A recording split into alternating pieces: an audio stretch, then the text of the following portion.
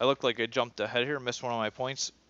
When, it's always worth saying, when should I not be using WordPress for my site? There's a lot of benefits to WordPress. I mean, we've obviously covered that, and it's one of my favorite things to develop in because it's so intelligent, so well done. It's a great framework with which to start for so many sites. Um, but you do have to consider some things. If immediately you need high level security and like granular, very detailed controls of how your users are allowed to access things, meaning like I showed you earlier, this user control panel here where I can add a user and I can choose this set of options of what they're allowed to do. If this is not defined enough, or you need really extensive controls of what a user can and can't do, you may need to consider other platforms. You may want to look at Drupal, which is a high security product. It's great for financial industry things that need really specialized security. Um, you may want to look at building a custom, proprietary application for that. So sometimes when you need high level of security, you may want to consider other products.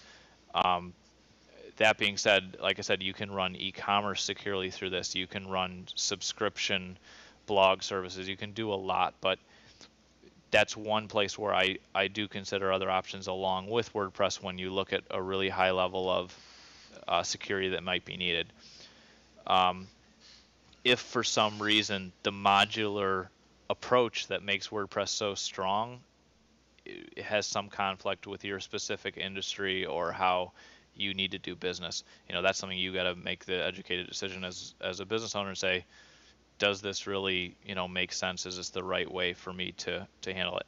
And then also, anybody starting a business up really should be getting some legal advice from a good, reliable attorney. And there's free options out there for startups. There's a lot of ways to get that, but you need to look at and say, okay, the licensing requirements that I need or the legalities of what I'm doing, can I do that using open source software? Because just a really quick side note is that open source software is dictated and managed by the general public license, and there are requirements and stipulations there that say you cannot wholly own certain pieces of code, and there's a lot of technicalities there.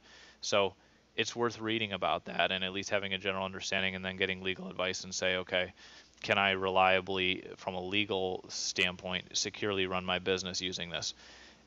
And then you can obviously just step back and look at the examples that we looked at earlier and say, okay, well, CNN is doing this. There's probably space for me to do it, or People.com does it, so they have obviously figured out a way to address the legalities and use this. But it's definitely something to take into consideration because licensing and patenting and open source licensing is something that's worth reading about and having some understanding of so that you can be an informed owner, you can make informed decisions and ask the right questions of your legal counsel.